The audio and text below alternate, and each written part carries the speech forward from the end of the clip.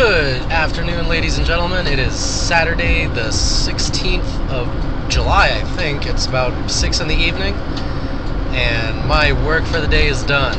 This is After Work, episode 7. And as you may have noticed, I'm staying over a little past the end of my shift today, which is not all that unusual for me, but I got a call. I took the phone. This is like the weekend shift, and I told the answering service to call me if anything came up. And I got a lot of calls, lots and lots of calls, which is good. I got one call right before the end of my shift, and it was like at about like 3:50 p.m. Like 10 minutes before I'm supposed to get off. So I called the overnight on-call nurse because the overnight on-call gets paid by the visit. And then since I'm on days, I get paid by the hour, So I thought I'd call her up and offer it to her just to be nice, I didn't want to screw her out of a visit. And she's like, oh, no, that's okay, thanks, though, So I didn't mind doing it because that's more hours for me, so it was fine for me either way. But I did lots of nursing home visits today, which are always fun because, I know all the nooks and crannies of the documentation and what kind of issues, crop up from working in nursing homes. And the nursing supervisor at one of them was like really, really, really busy. She was running around all over the place, and the patient that I was there to see had a bunch of issues too. So I was able to help her out by taking some of the pressure off of her and calling doctors for her and calling family members and stuff. And I was glad that I could kind of ease her craziness a little bit. She's really good. I've seen her a couple of times at that particular nursing home, and every time I see her, it's like 20 things got dumped on her with no warning at the last minute. But it was fun to watch her at work. It reminded me of what I found really exciting about supervising in a nursing home, which is you really have to multitask and prioritize and sort out the imminent catastrophes from the almost imminent catastrophes from the problems that will turn into catastrophes tomorrow. And kind of be able to triage all of those, get as much done as you can. And then today was also my first visit to a group home. One of our patients was in a group home, and that was a first for me as an RN. I used to work in group homes actually before I got licensed, and I did like that job quite a bit. It didn't pay very well, but it was one of those formative experiences that kind of pushed me towards the nursing profession. So we had a nurse who was teaching the med certification class, so you could pass out pills to folks in the group home, and she said, well, if you like this line of work and you're good at math and science, go get a nursing license and triple your paycheck. And I'm like, wow, that sounds like a fine idea. And sure enough, an associate's degree and an NCLEX later, I was making $30 an hour instead of 10. So I wish I could remember her name. I always meant to send her a thank you note when I got accepted into nursing school. She was a nurse that taught the med-cert class at Uncas on Thames Hospital, which used to be a tuberculosis sanitarium. Now I think it's like a state teaching facility of some kind.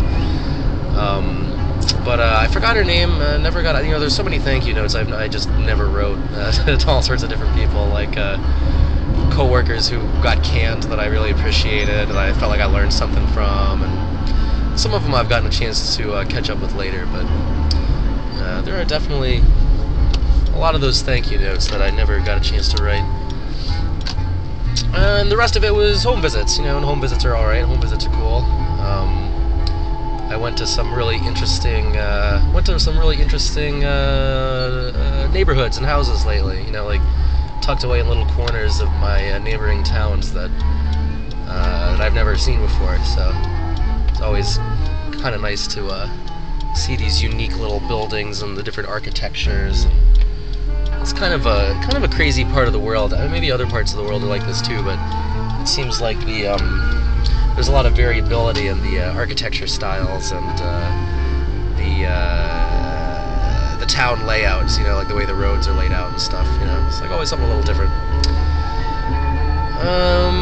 Still have not made any progress on this teaching project. I've got my formal spec of it is due this next Wednesday, and I'm just gonna have to buckle down this weekend and get some work done on it, because I'm working every day until Wednesday. Wednesday is gonna be my next day off.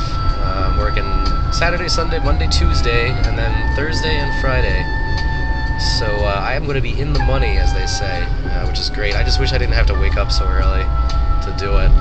I mean, I would definitely take 8 to 4 or a 7 to 3 job if it was full time, and I would just kind of tough it out and adapt. But when you don't have to work every day, it's kind of sucks to wake up at 8 in the morning or 7:30 in the morning, you know, or God help you 6 in the morning, when you know that, you know, next week you're going to be sleeping until noon every day. You know, it's hard to keep a regular schedule that way.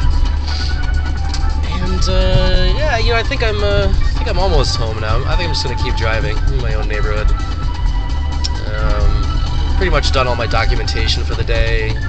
I wrote a really long clinical blast at the end of my on-call, you know, my on-call weekend day shift thing, which I always get kind of a sense of satisfaction from that, because, you know, I'm sending out like this huge email that's like a record of all of the good things I did today, all of my good deeds.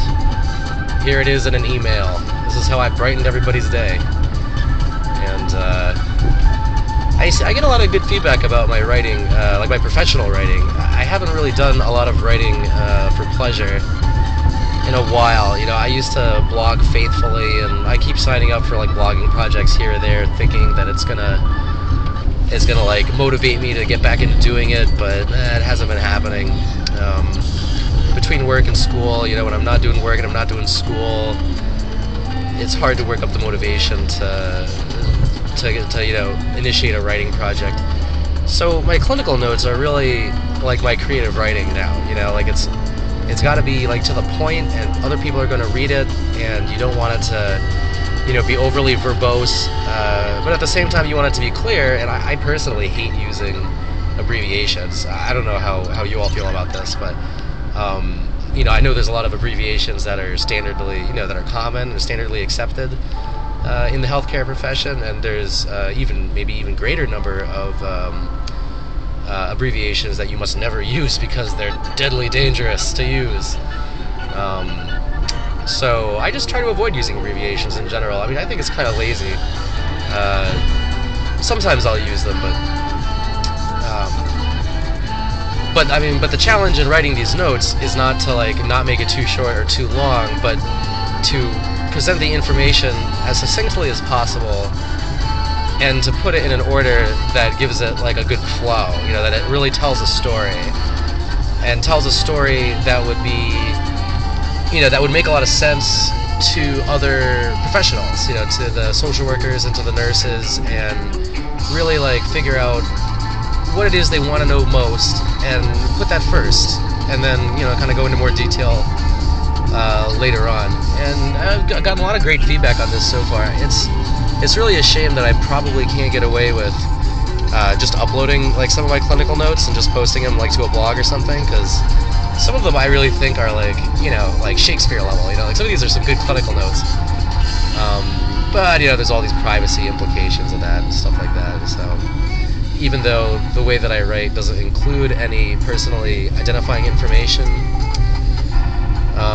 there are some things that count as personally identifying information that are not always obvious unless you've taken one of those, you know, HR mandated, you know, HIPAA classes or whatever. But for example, the age of any person over the age of, I think it's 90, is considered protected health information, because there are so few people who actually live to that age that it just narrows it down too much. I always thought that was kind of interesting. So you kind of see that reflected in a lot of the healthcare bloggers' writings. It would be nice if I could get back into healthcare blogging. It's just really difficult to figure out what to write about. And there's always like the imminent threat of catastrophe if one of your coworkers figures out that it was you writing those things. Even if you're not breaking the law, even if you're not giving out personally identifying info, just the very concept makes people uncomfortable, and they tend to do everything they can to make you uncomfortable as a result of that. And I'm sure you can find that yourself in the medical blogosphere. If you you know, look around and see some blogs that had ended long ago, you'll see that that was the reason for a lot of them. Then I imagine a lot of them just start up again and try harder to be anonymous, which is kind of, it's kind of a shame that we're expected to be anonymous, because sharing our experiences is such a uniquely powerful tool for for advancing in our profession and understanding life and health and people's bodies and patient care and all that stuff. And I've noticed the whole profession kind of operates on sort of like gossip / tribal knowledge kind of system. And I'm not knocking that. I think there's some really excellent reasons why that must be the case, because the information is just too complex to put it all in a spreadsheet and print it out for everybody and say, here's everything you need to know about everything, because a lot of it's very subtle and very complex, and we're expected to use our own professional judgment to come up with this info and leverage that info into better care for people. So instead, we're all standing around the break room, or we're all sitting around in the office, and we're all chatting. Oh, hey, did you hear about what happened to this guy and stuff like that? And technically, if I'm not assigned to that patient, I don't have like a strict need to know that, but I'm per diem and I float around, so I might take care of that patient. So I think there's always a need for us to, as nurses, and probably social workers is the same thing, to kind of loosely collaborate with your peers, even if you're not working on the same project, to just sort of communicate with each other and solicit feedback from each other, and lend each other advice, which we can use or ignore as we see fit. But always thank the person afterwards. And once again, the weekend people. There's different weekend people I'm working with this weekend, but all of the weekend people I've worked with have just been so much fun. Every time I leave the office laughing at the beginning of a weekend shift, which is really important in this line of work. But we just have so much fun for that hour, 2 hours that we're in the office before we go out and start doing our visits. We'll just be, sharing stories and talking to each other, and I'll be asking for advice, and people will be giving me advice, and it's great. It's a great time, and we all leave the office laughing, and then we go about our days, and that is such an important thing to do. Just start that shift with a great big belly laugh. And it's a little harder for me to get started when I'm starting from home and I don't see any of the other nurses in the office, but on the other hand, when I start from home, I get to sleep in a little bit longer, so I think that balances out. I think that balances out okay, as long as it's not always the same thing. Change it around a little bit.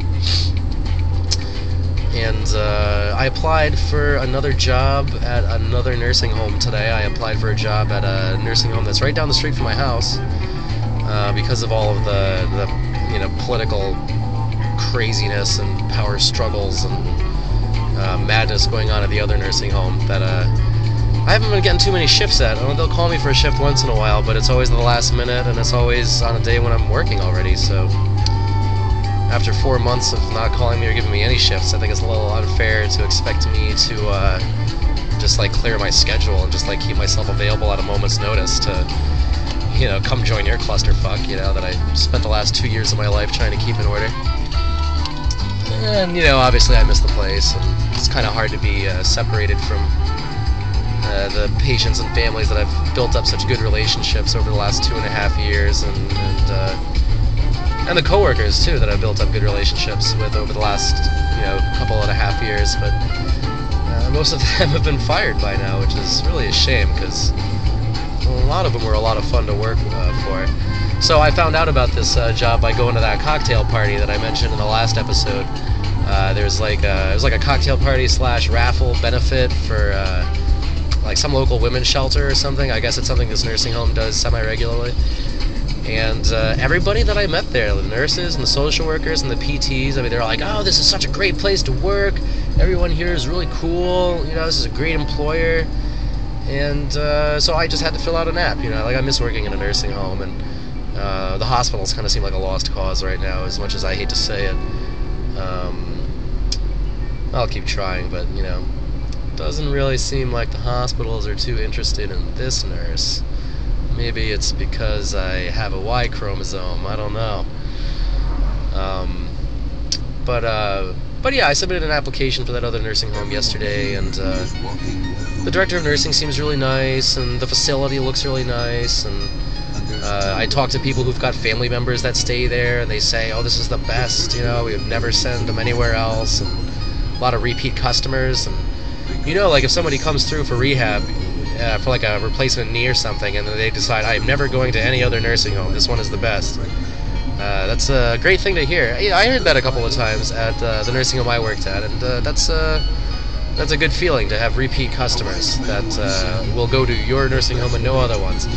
Although really, from what I was reading, statistically, the biggest factor that comes into play in what nursing home people pick is really the proximity to home. How close is it to family is really like the number one thing that people consider, and then along with that, the closest one that we can afford.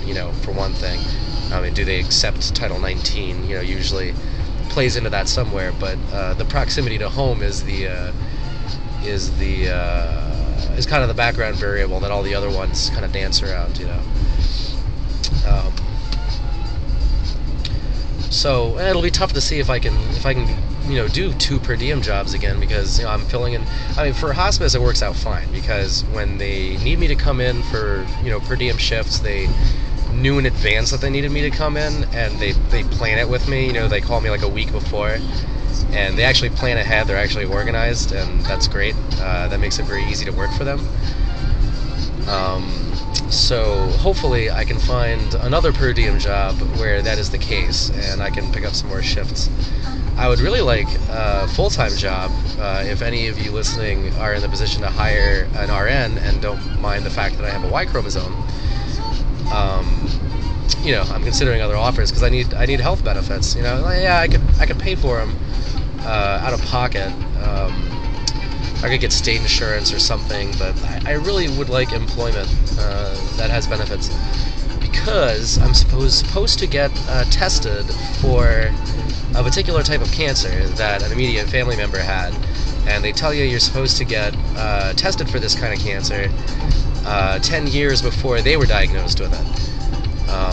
So for me, I think that was like last year I was supposed to do it, or 2 years ago I was supposed to get tested, and I haven't done it yet, because I figured, oh, silly me, 3 years of having a nursing license. I thought after 3 years of having a nursing license, I would have a full-time job that offered health benefits. But no, that is not what's happening.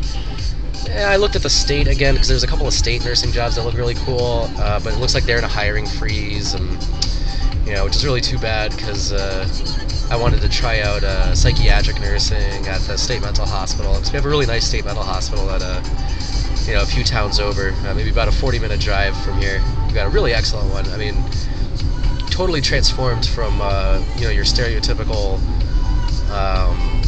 what you would stereotypically think a state mental institution would be like. It's very uninstitutional, kind of set up like a shopping mall with college dorms in it, instead of like a prison. Although there is one section that is kind of set up like a prison, because it's the max security forensics psych part, but that's fair enough.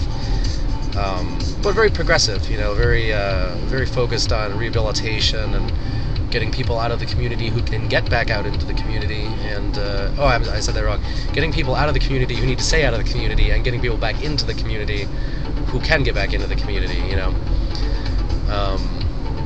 And one of my coworkers on the weekend shift today had worked at the mental hospital with my clinical psych instructor from nursing school, who I adored. I thought she was great. She was really into neuro-linguistic programming, which has long been an interest of mine.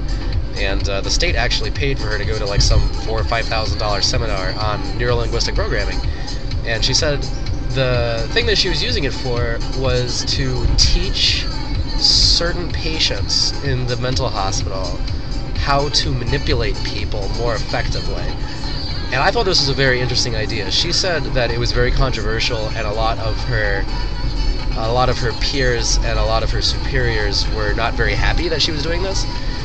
But the way that she looked at it was that the most dangerous, the biggest risk to these patients' health from a nursing perspective, as she saw it, was caregiver neglect.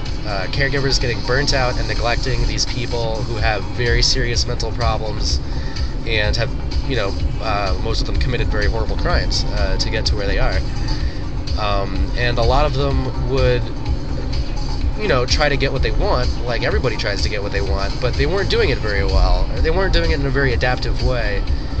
And, some people would burn out their caregivers, and then they'd be neglected by their caregivers, and this is like the most dangerous thing that can happen to them. It's like the riskiest thing that can happen to them. So she used her knowledge of neurolinguistic programming to train them to manipulate the people around them in advantageous ways and to get what they want without freaking out the people that they're relying on to take care of them. And I never, got to see any of this in action because it was only a month-long rotation and she had almost retired by then. But when she took us on the tour of the maximum security unit, the way that the patients responded to her and how relieved they were just to see her, even though she wasn't the one taking care of them, but how relieved they were just to be able to talk to her for a minute. It was very inspiring. Her name is Rosemary Robertson, by the way. Rosemary, if you're listening to this, I think you're the best. I think she's like on the board of some community mental health, like an outpatient community mental health resource now. I haven't seen her since nursing school, but I still think about her once in a while. She's a very interesting lady. Why was I babbling about psych in the first place? That's weird. Well, never mind. I'm not doing that now. Yeah, so I guess that's it for now. My work is done. Stayed a couple hours after the end of my shift, and tomorrow I'm going to do it all over again, so tune in tomorrow, and hopefully I'll have something a little more interesting to talk about than whatever I was just talking about this time. But I hope you're all having a great weekend, and if you're not having a great weekend, I hope you're at least making money.